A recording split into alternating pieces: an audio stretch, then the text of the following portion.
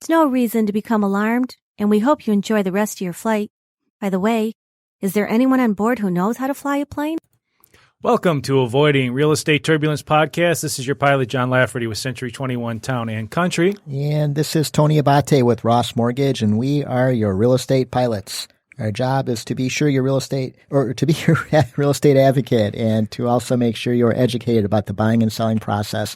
We'll keep you informed throughout until we get you safely closed. In a real estate transaction, there are many reasons why you can encounter turbulence.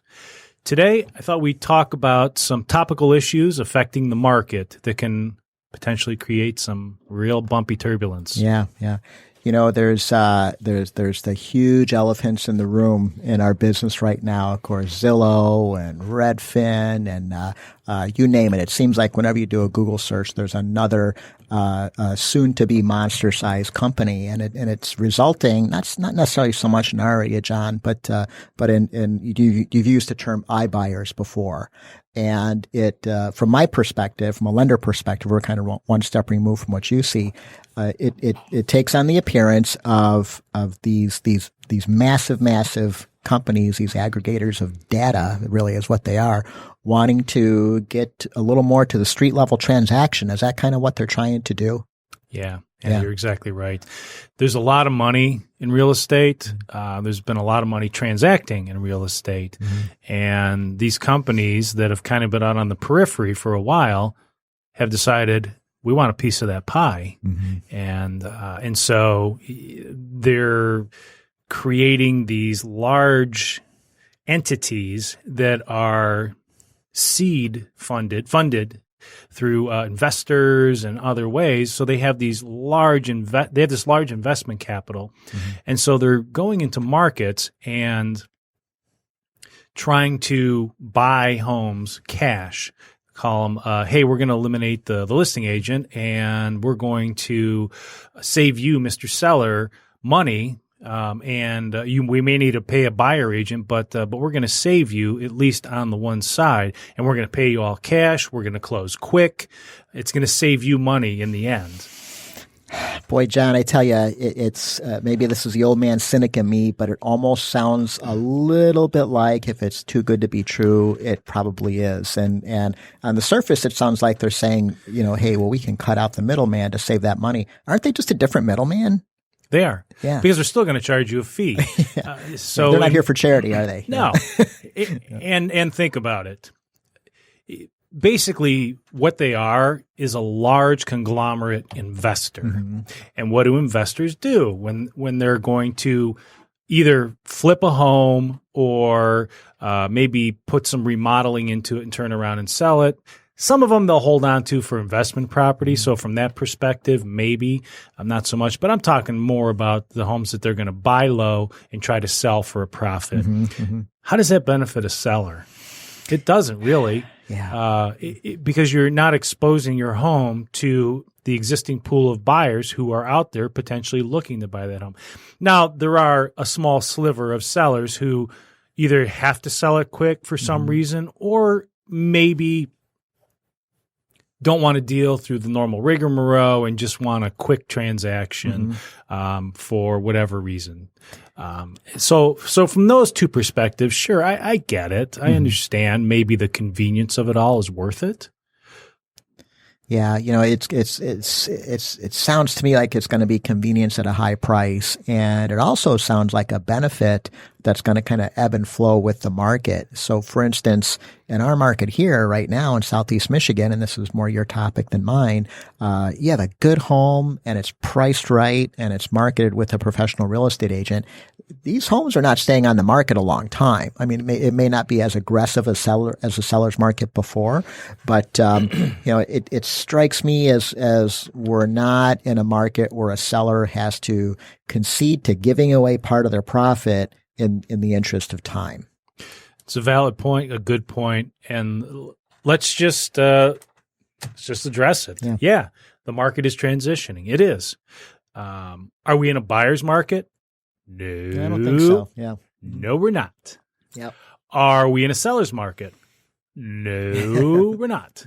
We are somewhere in between, maybe still leaning a little bit more towards the seller's market. If you're in the entry level, 150 to 250 market, yeah, it's a pretty competitive market in the 150 to 250 price range, depending on where you are. That's pretty competitive. Yeah. Once you get above that price range in the, let's call it the move up buyer range, not as much. Yeah. So we're starting to see a little bit of a shift. Actually starting to see sellers consider and accept buyer contingent offers. Yeah. Starting to see that. It's becoming a little bit more common. So you have a lot of sellers, well, potential sellers, who've been out there on the sidelines for maybe the last 2, 3, 4 years thinking, well, I was out there a couple of years ago, got beat up, never got anything, not selling my house before I find the house I like, not going to do it. Yeah. So they've just kind of pulled back and said, we'll just wait. We'll just wait for a while until the market cools off, and then maybe we'll start looking again. And maybe once we find something, we can sell the house. And so I'm starting to see a little bit of a shift of those people are starting to look again and maybe consider moving, which would be a great thing because then it would open up some more inventory because we've been desperately short of inventory, especially in the entry level and secondary level homes for a while. Yeah. And you have to think that, I mean, I would define it as kind of entering into a phase where we're in a balanced market. You know, the scale is not so heavily tipped in favor of the seller or the buyer. I agree. There's a finger on the scale for the seller a little bit depending on the market, but balanced market, very, very healthy. It's a good thing. And hopefully it'll result in exactly what you're talking about, where more sellers will say, okay, you know what? I'm not in that catch-22 where I'm going to be in a situation where I own 2 homes and I'm not going to be in a situation where I'm homeless. And so that's, I agree. I think it's going to appeal to more sellers. Now, with the iBuyer situation, it strikes me as, possibly it's a fit if somebody has a one-off or unique home. It's just hard to market and they get it. They know that it's not going to appeal to that bell curve of buyer. Is that maybe a niche that those iBuyer companies, or is that seller going to take even more of a hit because of the unique home? I would argue that seller with a unique home is going to take even more of a hit because you're selling it to a particular buyer who's looking at it as, okay, this is an investment. A unique home like that, they're probably thinking, so we're going to bring in our designers, maybe that we're going to hire a firm. How do we market this home to sell? Whereas the seller maybe doesn't have the ability to do that, but that's why you hire a realtor to help you market your home to eventually get in front of a buyer who would be interested in a unique home like that. I was just having this conversation with a seller yesterday, and they were talking about how this particular home that's a neighbor across the road from them designed the interior of her home to have a feel of a bed and breakfast, to have a look of a bed and breakfast and a feel of a bed and breakfast. Okay. And they couldn't understand how that home sold so quickly. Wow. Within 5 days. And I said, well, let's back up. Where is it located? It's located on 3 acres. It's private. There's no traffic. There's no noise. You've got nature around. It's an escape. Yeah. That place is an escape for somebody. So for somebody who maybe has a busy lifestyle and is constantly on the go, why wouldn't you want to live in a home like that that's kind of secluded and off by itself and has the feel of maybe a countryside home, bed and breakfast, and it's your own. Her look at it was a unique home that's going to need a particular buyer, and I looked at it as, what a great place. Wow. Yeah. That would be easy to market and sell because people look for things like that. Eye of the beholder, I guess, isn't it? Yeah. Yeah, exactly. So, but going back to your original point, I could maybe see in some instances where it might make sense. But I really think that their niche is going to be estate homes, trust homes Okay. that the kids get. Mom and dad were living there. Dad passed away. Mom eventually passed away. They've got a ton of stuff in there, nostalgic things, furniture, just a god-awful amount of stuff. And so maybe they live in different states, and it just does not make sense to fly out there, go through everything, try to put it up for sale, interview realtors. Maybe it's just easier at that point with the cost of everything to just do that. I see that as there's a service there for them, for these iBuyer programs. There's a niche for things like that.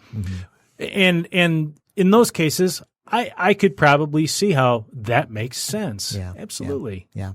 You know what? It's a time and convenience play, isn't it? I mean, you're basically paying. That's it. You're selling to a wholesaler, and you're paying for the convenience and for the I'll say the predictable timeline. You know when it's going to happen, and so there's a benefit there. It just comes at a cost. And I'll tell you, in working with folks that need to sell their home to buy the next home, rarely do they come to me and say, holy cow, we are going to net far more than we ever anticipated to buy that next home. It's usually, almost a surgical look at their proceeds to make sure that the proceeds from the sale of the first home are going to fit well with the purchase of the next home.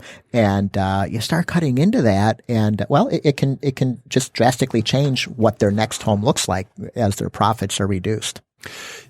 Absolutely. And so to just, I guess, frame it in an analogy, you hit the nail on the head with time and convenience. And it just makes me think of when we were growing up, what happened every weekend at our houses. Dad was washing the cars every weekend usually, and the grass was getting cut probably every Saturday. Yeah. And what do we see now? Car washes all over the place. You rarely see somebody washing their own car in their driveway. And people are hiring lawn and landscaping business because they don't want to do it. So what does that give you when you not have to wash your car and you don't have to cut the grass? Time and convenience. Yeah. And it's all about the convenience versus the cost, right? So at some point, if the cost exceeds the convenience, it doesn't make sense. But as long as the cost doesn't exceed the convenience, people will continue to use lawn services and go to car washes. And I would argue that you made a good point that as long as the convenience for a seller and the time are in their minds more so than the cost, then it makes sense. But we actually did a real world scenario just to give an idea. So I was going through reading about one of these particular programs that's, well, they call it beta testing, right? They're beta testing in one of the markets out west. Okay. And so I thought this was really interesting. So you're the seller. Okay. So I approach you and I say, hey, so we've decided we're going to buy your house. We agree to buy your house at this price. Okay. And that's agreeable to you. Then I say to you, okay, so we have an 8% fee, by the way. And also, as we go and do our inspection, if we find any repairs that need to get done, we're going to approach you and we're going to want you to pay for those repairs, either putting the money in an escrow account or giving us money back off of the purchase price. Yeah. So, okay, agreeable, great, sign. Yeah. So how does that look in real terms? Yeah. And I'll interject and say that sounds logical. That's a pitch. I mean, I will say coming right out of the chute, I'm already giving up some extra money with that 8%. 2% extra. 2% extra and with most brokers. And then the whole idea of, hey, you got to fix some things. On the surface, I would expect a real estate agent to tell me things as well. But go ahead. I'm anxious to hear the end of this. Okay. So we agreed to let's just pull this number. So we agreed to a purchase price of $347,000 for your house. Okay. Our fee of 8%. That's $27,760. Okay. Thank you very much. Yes, sir. So your net before your transfer taxes, title fees, recording fees, blah, blah, blah, that kind of stuff is now $319,240. Okay. So we started at $347,000. You're now at $319,240 before you pay any of your other expenses. Okay. Okay. And let's just assume, for argument's sake, you didn't have any repairs at all. Mm-hmm. Now, 2 months later, I turn around and I sell your house for $370,500. That's $23,500 more than what you and I originally agreed to. Right. So those two numbers, let's just forget. Let's just say the average commission in this area is 6% for realtor commission for listing side and sell side.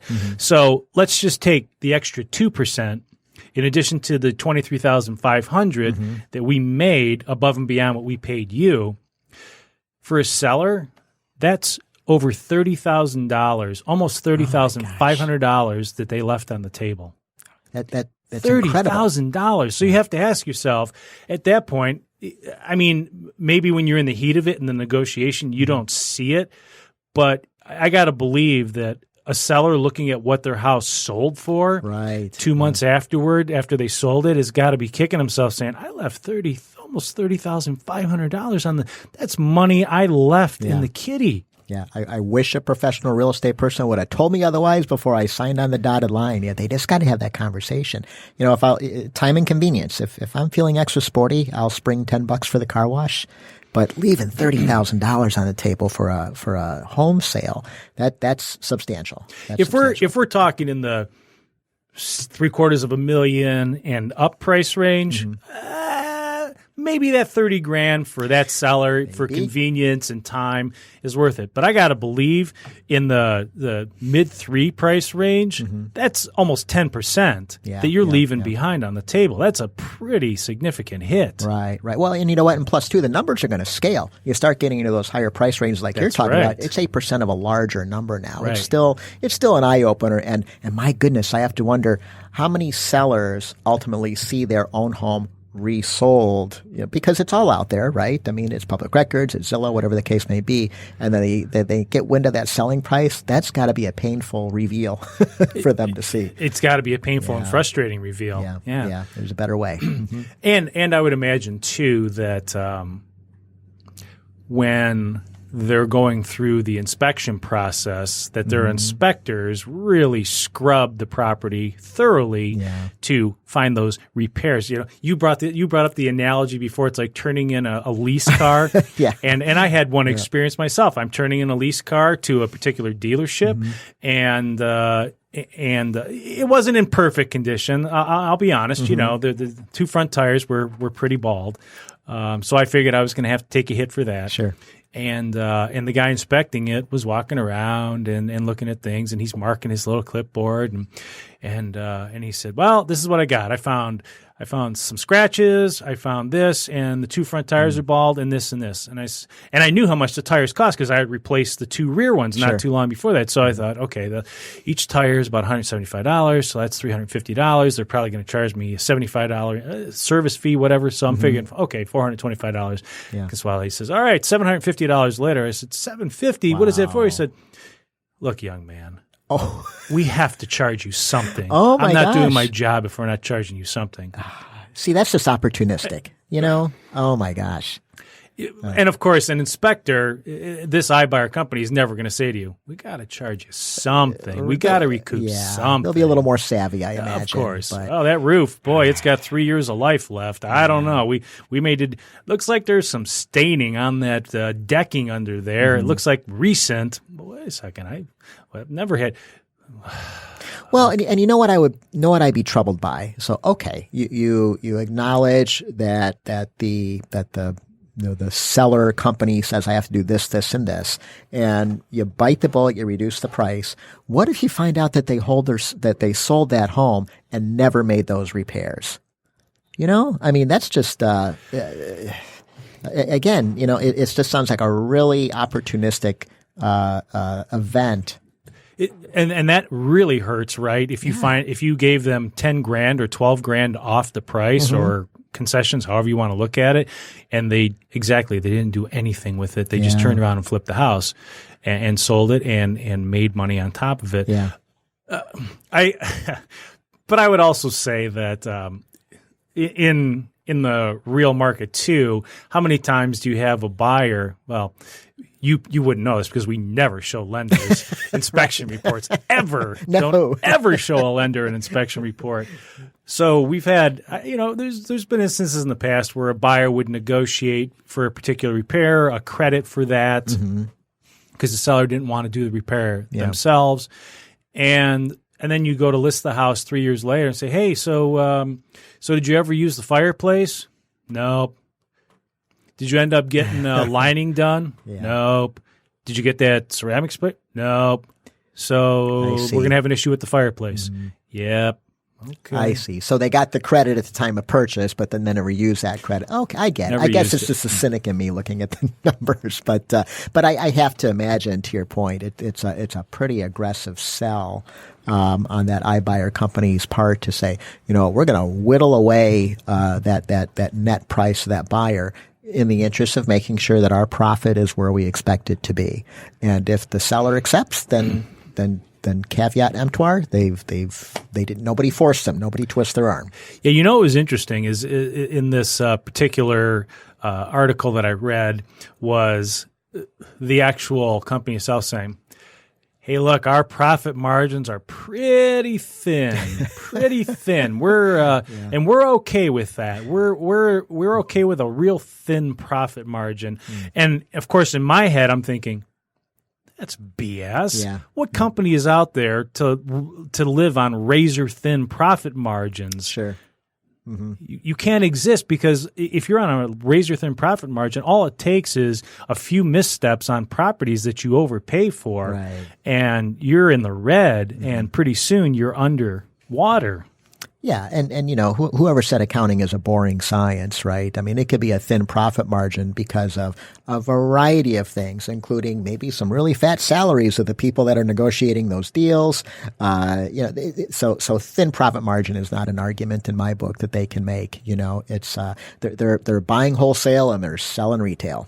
That's really Can't you see a scenario down the road real soon with some of these large companies where they purchase a home from somebody, turn around and sell it for 70 or 80 grand more, and that person says, wait a second, I was lied to, and sues them? It's going to happen. Yeah. They're going to find somebody that gets taken advantage of or feels taken advantage of, and they're going to sue. Right.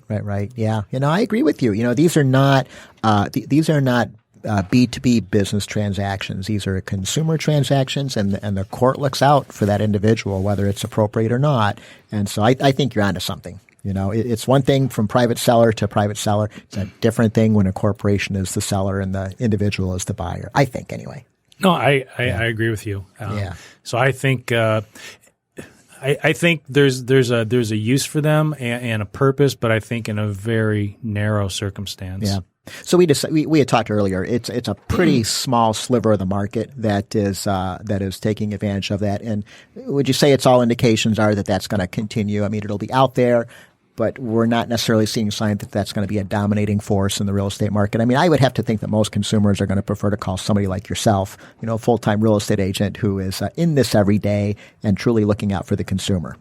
Yeah, that's right. And what do we always say? The best way to get top dollar for your house is to expose it to the most potential buyers out there. And if you're limiting yourself to a corporate entity interested in purchasing your home, and they know they don't have any competition that they may have to negotiate against, well, where's the incentive to pay more than what they think they can take you for? Yeah.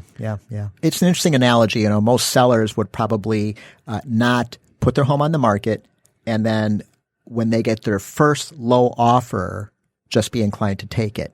However, there's sellers that will engage in this conversation. Well, let's face it, it's your first offer and it's a low offer, and some people are signing on the bottom line. So I just hope they're truly educated and seeing the good, the bad, and the ugly of how that works. I think we're in agreement. In some situations, it's probably appropriate, but just like e-lenders haven't taken our place, I don't see these big companies truly taking the place of the in the trenches, on the ground real estate professional.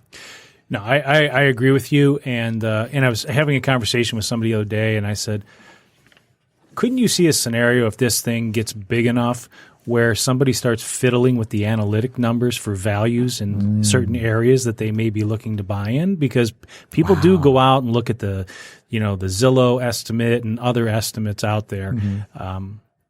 Yeah. Could you see where somebody might get a little greedy and start playing with that number? Yeah, so that's in the back of my head too. It takes on the same appearance as insider trading on the if you're forcing the market for your own good. On Wall Street, you get sent to jail for that. Well, in theory. Maybe the same thing in real estate if it looks like there's some manipulating the markets. This was a great topic, and I have a feeling it's not going to be the last time we talk about this. No, sir. No. There's going to be a lot more coming down the pike. Yeah, this is a good one. All right. Hey, thanks for listening to Avoiding Real Estate Turbulence. If you'd be so kind to subscribe, review, and rate, we would appreciate it. Please share with your friends, family, and coworkers that they too can find us on Apple Podcasts, Google Podcast, and Spotify.